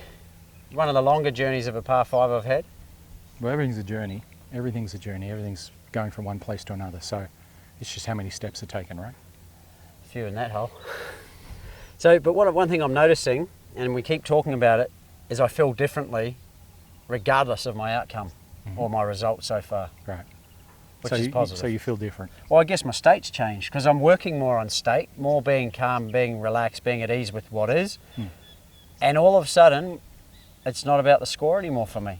All right. So the key here is that, you know, you're going to progress the ball down a fairway somehow. It's going to go some way, and then there's all this time in between that you can be carrying frustration and guilt and all of these things that you've had since you're a kid through to the next shot and on, or you can just let it go. You can go, you know what, I did the best I could then, as best I can. I don't know what's going to happen. I mean, it's all randomness and uncertainty anyway, golf is. Between A and B, there's tons of it. So you did your best, and sometimes, you know, for a few holes it might be not a very good score. But by getting into the right state continually and letting go, you start to find that place where, you know, your true potential lies. You start hitting better golf shots and they come off more easily, and you feel better about yourself. But at no point do you associate yourself to your score. That's really the key. We're stripping all of that stuff away that you carry with you every time you play the game. You've carried with you into this game a lot of expectations that were very unreasonable. You hardly play. You're like a lot of people in the game. You're very busy.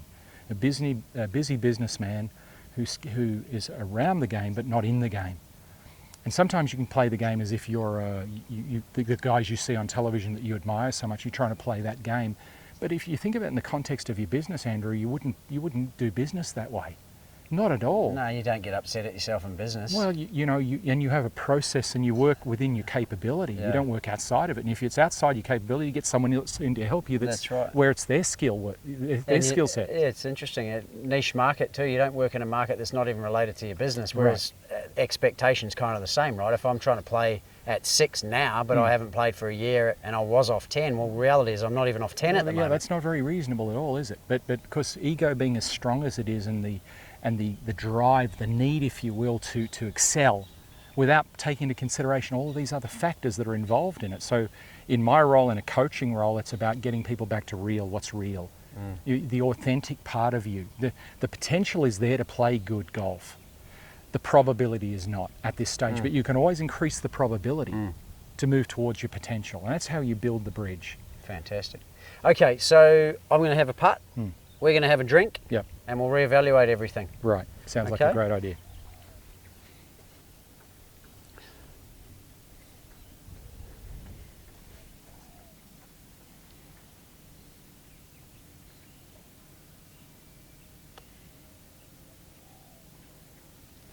I'm going to have 2 putts.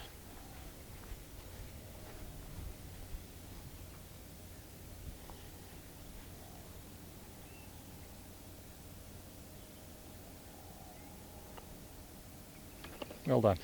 All right. Great job. Thanks, Lawrie. Let's go and have a drink. Good one, mate. Sounds like a good idea. So, Lawrie, I think you've started to revolutionise the way I think about playing golf and golf improvement. You've covered some pretty key points out there. Do you want to sort of go through them one more time? Yeah, okay. So whether it's revolutionised or not, I think it's just a case of understanding what the core issue was with my experience, Andrew, with working with people from elite level all the way through. It's about not being aware of how important the physiological state is to performance. In other words, we get into lots of different states. We're wearing different hats through the day so in other words, we're performing in different environments continually. You're on the golf course and you want to play, your ambition is to play as well as you can play. And you have a goal, and your goal is to reduce your handicap by a certain amount within a certain time frame. For that to occur, something has to change about you. You can't go into that process of improvement being the person you are. You actually are transforming yourself into a person that you're not, if that makes sense. So the first place for us was we're walking onto the tee. You have a golf club in your hand already. You're making a decision and you're being your old self. That's your old self. And we need a new self. We need someone that does some things differently. The new self is you don't go to the tee with a club in your hand because you've already made your decision. And that decision that you've made with the club in your hand links to the swings that you've made in the past, right? Because it's all based on memory. You're not basing it on anything else. It's what your brain has got stored in there. And then you're using that. So you're not actually changing. You're not being a different golfer. However, you go to the tee and you stand there for a moment and you look at the shot you've got and you're in the state to understand what's in front of you, the kind of shot that is there, and then to make a good decision about what you would like to do. Then decide on the club that will fit that situation for you based on your capability level now, which might mean you're on the range before you go out and play this lovely course and you're hitting the ball and you're gauging based on that how you feel on the day, because we're changing. Yeah, so it's on the day, is it? We're changing all the time. Yeah. We're literally, I mean, it's not something moves in a linear fashion. Our biorhythms move like this. They're moving up and down. You're out on the golf range and you're hitting balls and you're maybe not hitting it so well. Now, what sort of mind state do you want to go to the first tee and be, carrying that to the first tee? No. You want to go to the first tee without a club in your hand, decide on what you want to do, be very clear in your mind, very specific about what you want to do, and then go and get the golf club that matches up to that situation that you've got in your mind. And is that a mind thing or a feeling thing? So like I mentioned out there today, my gut felt a certain thing. Yeah. And then you mentioned, we'll just trust that first time. Yeah. So once I'm clear on where I want to play the ball based on the state I'm in at that moment, on that day, Yeah. is that the key for the players, for myself and other players, is trust that and take that as the thing that you need to do? Yeah, it's a bit of, okay, there's something I can see out there. Yeah. Called a golf hole. Yeah. However you frame that up in your mind. There's this hole. But you're not hitting it with this visual representation. You're having to translate that into something your body can physically do. That, and the way you understand that is you understand feel. Yes. Right. Yeah. So you're not understanding. Big kinesthetic learner, big visual learner. Well, the thing about this is, Andrew, you can see the shot, but you've got to have a body motion that matches what you see as best you can. So what should you be seeing? Should you be seeing a golf shot that flies straight to the pin, uphill to that hole, and goes straight to the pin like, say, a PGA Tour player would do? No, that's not who you are. Well, not you're today, no. Well, you're a golfer that hardly plays. Yeah. So you're not, unlike many golfers who'll be watching this, who hardly play, but they love the game. They wish they could get out there more, but they don't. So what should they expect? Should they expect to hit the super, the shot, the rare shot, or should they go for something a little bit more realistic? Should they look at that green and then dissect that green, cut it in half, and then go, you know what, I need to be over on this left-hand side, for example? Well, that was some of the biggest learnings I had today. Was once I'm in the state, that 70% model where it just feels a lot easier, more effortless if I can bring it back, but also enhances the confidence. Once I've dissected that hole, It's almost a two-pronged approach. It's saying pick your target that's the least, I wouldn't say, well, you'd say the opposite, but it felt like the least risky. But then that felt good, so that level increased my state again. Yep. And then when I add the 70% model on top of it, Yep. increases it even further. Now, unfortunately today my execution was poor. Possibly one of the worst 2 holes of golf I've ever had. But again, I say my state tended to improve, not get worse like it would have in the past. So again, so it really highlighted to me the power of state versus, I mean, we didn't even talk about golf swing. You didn't try to fix anything. Is that normal? Like, your state didn't change at all. You weren't disappointed in me when I hit a bad shot. You just were very level. What's the story there? Well, I'm not judging you in any way. That's the first thing. I'm just watching what you do, not necessarily judging it. I'm just observing your behavior, and I'm wanting to make subtle adjustments to your behavior so that you can manage yourself better out on the golf course when you play. So the thing about it is this: you need to be able to stand over a golf shot and have a clear level of thought about what you would like to do. But you can't do that if you're in the wrong state. In other words, if you're in a stressful state, and I suggest that the majority of people who don't play very much, probably 70% or more of their round, they're in a stressful state, the wrong type of stress. In that stressful state, without getting too deeply into it, they are hijacking the ability to think clearly about what they're doing. So they're asking for trouble, but they don't even know they're in that state. That's the thing, it's a normal state for them. So I pull you up and say, you know what, Andrew, you got to be a little bit more aware of how you feel right now. And you go, you know what, I'm feeling like I'm up here, like the tension in my shoulders and my neck. But here's the thing, you didn't even know that until I made you aware of it. And that's the most important thing. You cannot, we all know this, you can't change anything without a level of awareness, right? Yeah. So the first level of change is being unaware, as crazy as it sounds. And then it becomes awareness, and then it becomes, what strategy am I going to use to move towards what I want? But you never get to what you want. I mean, you might say, I want to hit the perfect shot here, but I'm in the stressful state, and I'm not even aware I'm in that stressful state. Yeah. So the muscle fibers in all these tiny little muscle fibers in they're all pulling like this, and my shoulders are up here. And so these very subtle physiological parts of the motion are affected. In other words, the timing of the stroke is affected because of this tension that you're not even aware of. So the ball doesn't do what you want it to do, and that reinforces a cycle of, I'm not happy with the shot I'm hitting, and you don't get anywhere. You just struggle. And with again, it keeps coming back to me, it's not about the golf swing. Nope.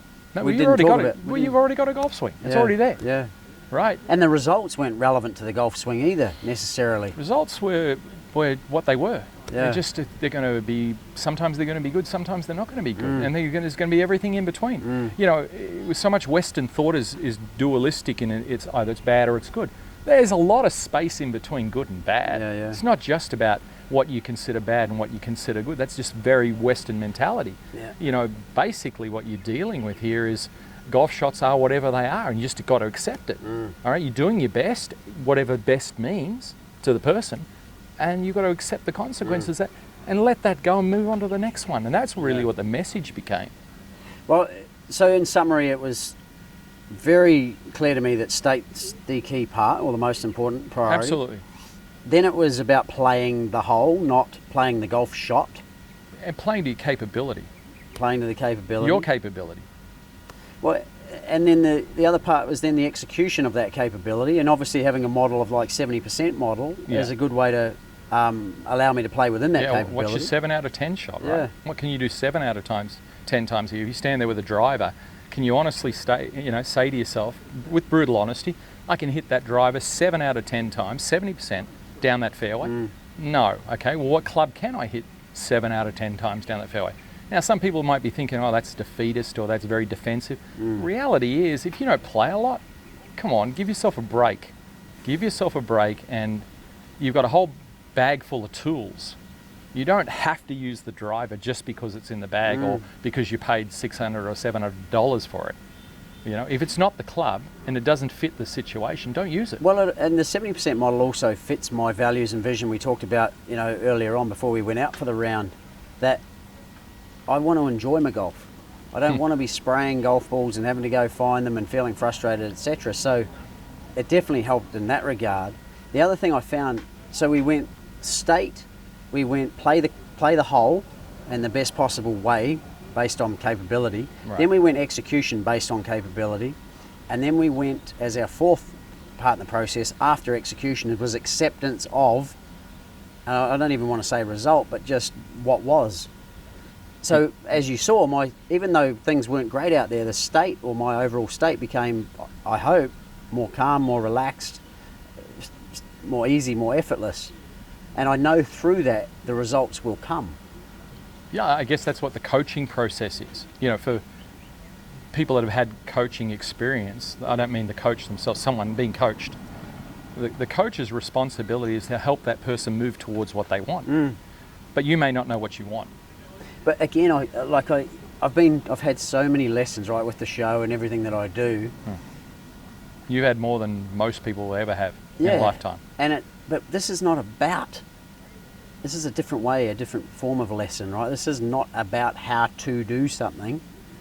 Well, it is in a way, but it's a different way of doing, right? It's more of a being process. How to get myself into more of a being in tune with who I am and how I operate, that then allows that to flow on the golf course. You're so right. It definitely is about that. It's about being for every golf shot you hit, and not connecting to the last one or to the next one. Now, again, I'm going to say this, it's not easy to do. Mostly because it's not encouraged. I mean, if you can learn to swing a golf club, however you swing it, however you hit the ball, you can certainly learn to do that. But because it's not part of the culture of the game is go to a facility, see an so-called expert, a rubber mat, most cases, maybe not, but in a lot of cases, certainly in Asia, could be a rubber mat. You know, you had a couple of situations out there where you had an uphill bunker shot on one. There's no rubber mat there. There's this big disconnect between where golf instruction is performed and where the player plays. And it's massive. It's a massive divide, Andrew. Massive. Well, it's interesting. It's like they're a drink, but one's beer and one's wine. Exactly. It is. They're both drinks, but they're very different drinks, right? Yeah. And you might even have them in different situations. Yeah. And yet we, in the traditional model, tend to learn, say, drinking beer, but out on the golf course is like drinking wine, so it's a total disconnect. Yeah. And yet they're the same thing. Yeah, and this is something that is you know, what you felt today and what you experienced is very common with a lot of people playing the game. A lot of people will relate to this. They so desperately want to play well to feel good about themselves, and that is the problem right there. That's where the ego is so hungry for self-satisfaction, so hungry that you stand there, unless you hit it good, you don't feel good about yourself. Yeah. You had that experience out there, right? Yeah. Oh, in the early phases, yeah. Yeah.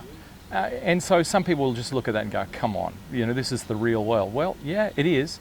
And if you can learn to stand there and take golf instruction for whatever it is and swing a golf club and learn how to do that, then you can also learn how to use that golf club in the context of where you want to perform best, which is out there on the golf course.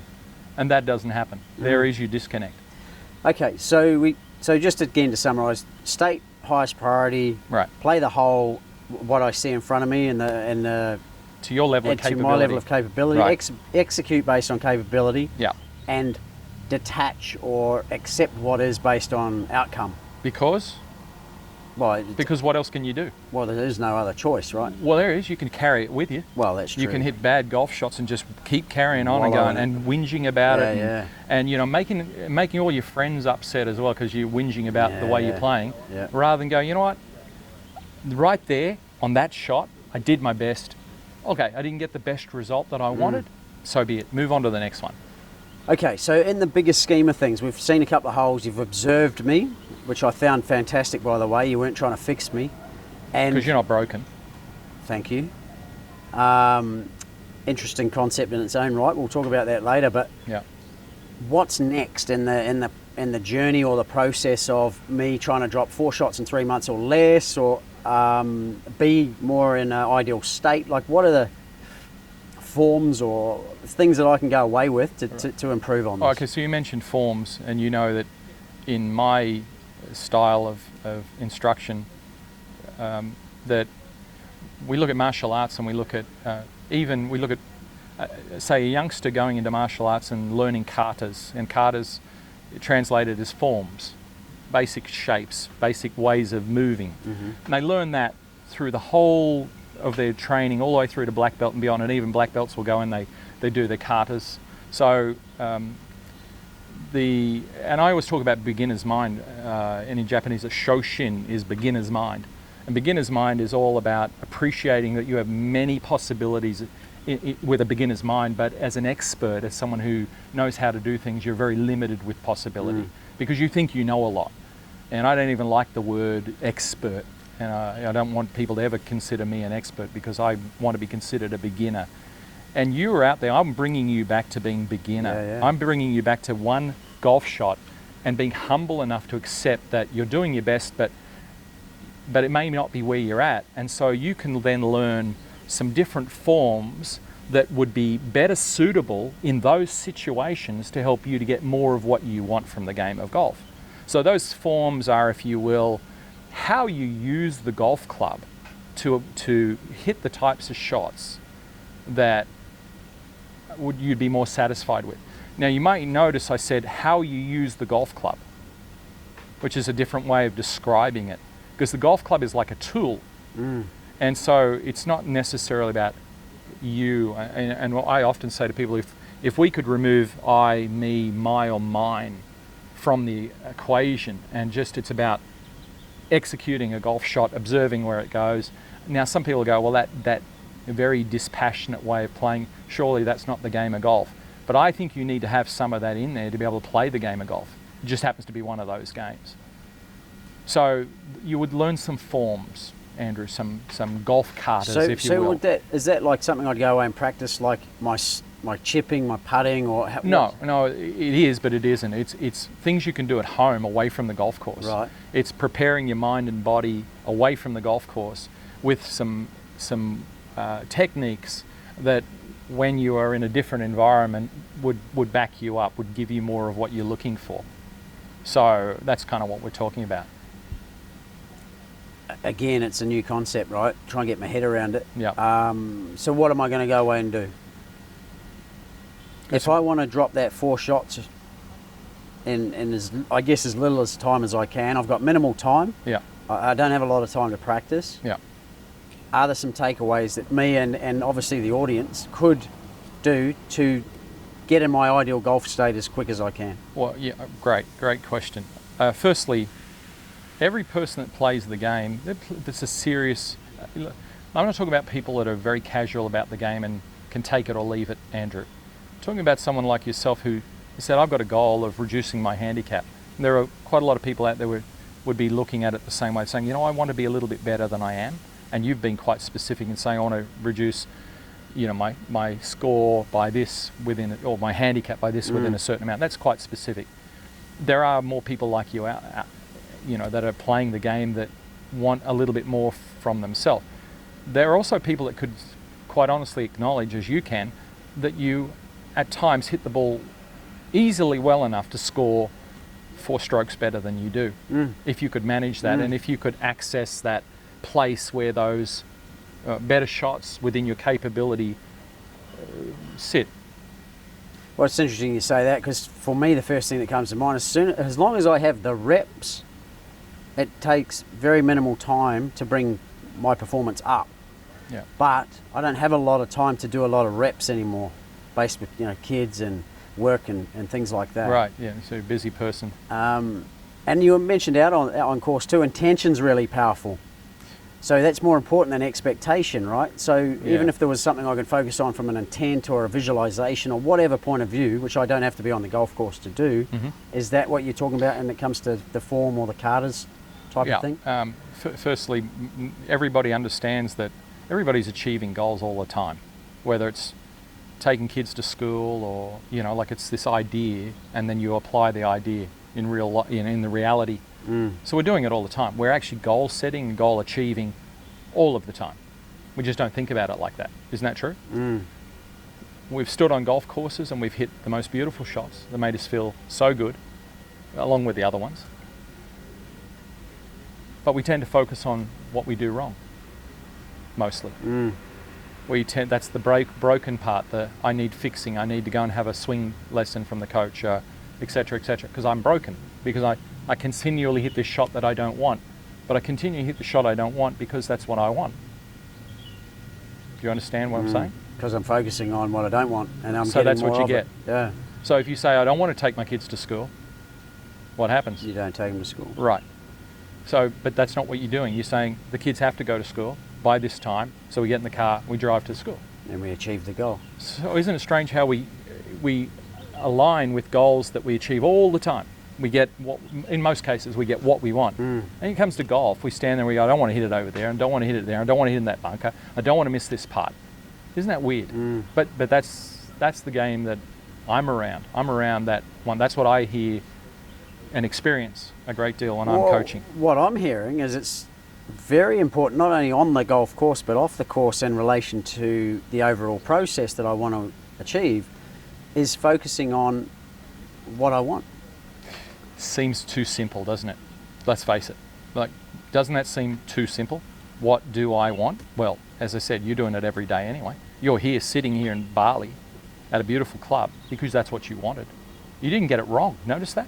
I mean, yeah, the airlines may not arrive on time and there might be traffic and so on, but your goal is still fixed. That's what I want to do, and I've got to be here at a certain time because I've got all these things I'm doing, and you did it. You're sitting here doing it. So in relation to the golf improvement process, are you saying purely by having a very clear intention that by default it's going to happen, or is there other things I need to do to take action on? To achieve your goals, to get the kids to school, you've got to have some vehicle to do it, whatever that vehicle is. To achieve your goals on the golf course, you have to have a vehicle as well. What is the vehicle? Well, it's a range of golf swings, from short ones to long ones. And they're not that different, but they start off as very small, like a putting stroke, through to a tee shot. So that's not so strange. And you've putted good putts before, and you've hit good chips before and good bunker shots before. But I think somehow we think that in a round of golf, when we're playing many, many golf shots over the course of 4 or 5 hours, that we should be doing it at the same level as driving the kids to school, which is actually quite a simple process. Where golf is not a simple process. Yeah. There's a lot, because it's environmental, you're dealing with all sorts of factors. One being that the golf course is continually changing. At no time is it the same. Even the tee is different from place to place. Yeah. The view of what you've got, how the ball bounces. Yeah. So here's what we're really talking about. We're talking about building a game that's adaptable to an ever-changing environment. Which to me is not actually about golf. It tends to be more about the state. That's the starting point. Yeah. Right? That's why we began there. We said, well, we've got to get the state right to be able to manage the performance.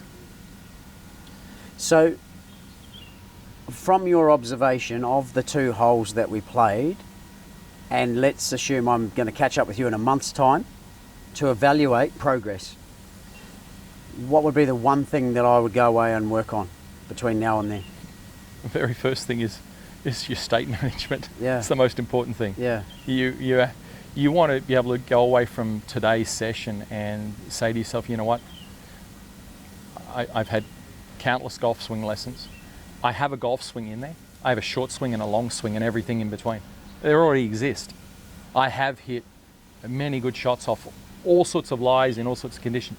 So my golf swing potential, wherever it's at, is in there already. So to bridge the potential to the probability of more success, I have to go back to me and how I'm dealing with that situation on the ground. And that my expectation might be to hit the perfect shot. But the reality is I'm probably not going to get perfect. So can I accept other than that? And can I look at myself and say I'm not broken if I hit a bad golf shot? Like you hit a few bad shots this morning, but you're not broken in any way, shape or form. You've done no practice. In the course of this year, you've hardly played. right? And you're out there, you didn't get to warm up this morning before we went out. Yeah. So, I mean, you couldn't even find the golf swing inside you because, and I don't mean you have to hit a lot of balls, but even 20 balls would have been better than none. Feel. Okay, so I know all of that. That's why I can't judge you for yeah. anything there anyway, because I know your background. Yeah. And if I'm working with someone else that's coming to see me and I was coaching them, I've got to know as much as I can about their background to help to understand the situation, like the lay of the land. And so I'm not in a position to judge. I'm not in a position to fix. I'm not fixing anything. Person's not broken. They can learn new things. In fact, I'm going to say this. I've not met, in all the years of coaching, I've not met someone that struggles with learning. In other words, they're all perfect learners. They all know how to learn. In fact, many of the people that have come to me are highly successful in their life. They're incredibly good at what they do. It's just they want to be good at golf, but they don't invest nearly the time into golf like they do other things. Yeah. So they want a lot in their outcome, their expectation. But from the point of view of where they are to get to that, maybe they're a little bit unrealistic. So I'm going to help them with that stuff like I did with you. So just in conclusion, it seems to me this is more of a, how would I say, a normal lesson or session on the range, on the rubber mat, is more about just, it's a chunk of information.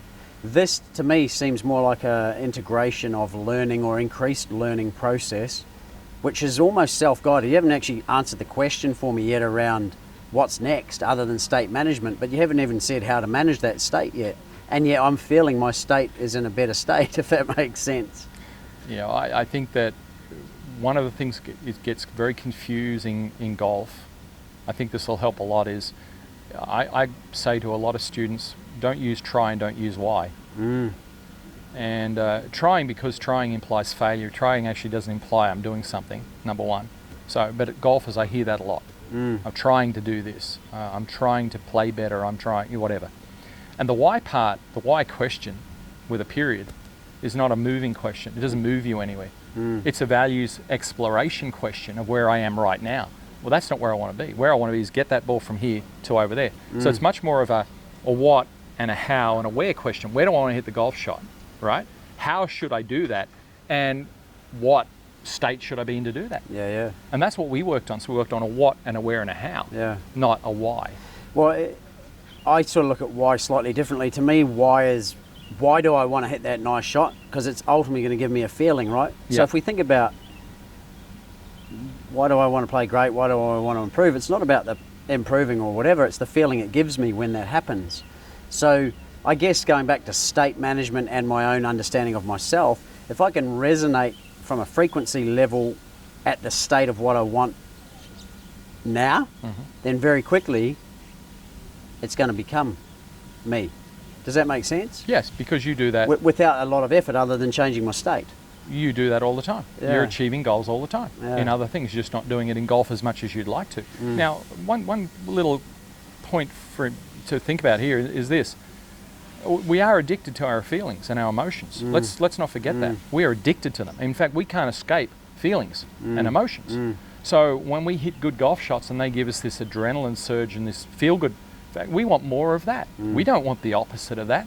Hence the reason why we look at things as being, we're broken, because we're not getting enough of that good feeling inside us. But what if we don't think about it like that? And this is an important question, because you saw one of the pros had sent me a question which I haven't answered yet, and it basically revolved around, well, I want to get that good feeling off a good shot. But when you're at a pro level, I said to you that we were watching some Formula One racing, weren't we? And I said, when you're a kid in a go-kart, and it's fun. Dad's building the cart for you, and you're going to the races, and you're having a ton of fun, right, racing. But at Formula One level, it's a business. So it depends where you're at, right? If you're at the pointy end of what you value in the process. Exactly. If you're at the pointy end of the process, it's really tough up there, and you have to be a master of your emotional state. You really do have to have a very high EQ level at that level. Relevant to what you're doing. Exactly, because that's your business. Yeah. At your end, where it's a social enterprise, it's a social exercise. Yeah. You're going out on your own or with friends, having a good time, and you want to hit some good golf shots. By learning how to manage how you feel when you don't hit good golf shots, you can actually emphasize the feeling of when you do get a good shot, Yeah. of enjoying that more, Yeah. knowing that it's okay to have the other end. Remember, it's not a spectrum of good and bad anymore. Yeah. There's a lot of stuff in between Yeah, as it's well. just accepting what is during the It's process. an illusion to think that there's just bad and good. Yeah. And a lot of people, especially in the Western thinking, it's good and bad, it's black and white, it's this, it's not, Yeah. you know. Okay, so in conclusion, your final point for me and obviously the viewers, a lot of different style of information being shared. We're not so much addiction to lessons or tips on YouTube, that sort of thing. What's the one take home for me that you have observed and that will help me in close the gap between my potential and my possibility? Okay, so I would put it to you this way. What one skill, if you practiced it more than you do, if you could invest your time in one skill of golf, would give you more success and move you closer to the improvement that you're aiming for? What one thing? Well, I know historically putting is one. I improved 4 shots in a month just through putting. Right. So you could do and it some wasn't putting practice; it was hypnosis, and that improved my handicap by 4 shots. Okay. So would you say right now your putting is good enough to achieve your goal that you're after? Not that I'm aware of because I haven't played. Okay. I believe it is, but potential and right now, I'm not sure. Would you say then that for you the most important thing would be to go out and do some practice and create some momentum back in your game to be able to make those decisions? Absolutely. You. And for me personally, that doesn't have to be physical practice, even though that helps from a feel perspective. But it's more the commitment to the practice, but more in my mind. Right, because it's all in your mind anyway, Yeah, right? The yeah. outside golf swing is a reflection of the inside golf swing, Yeah, right? well, there's an interesting concept in its own right, isn't it? Yeah.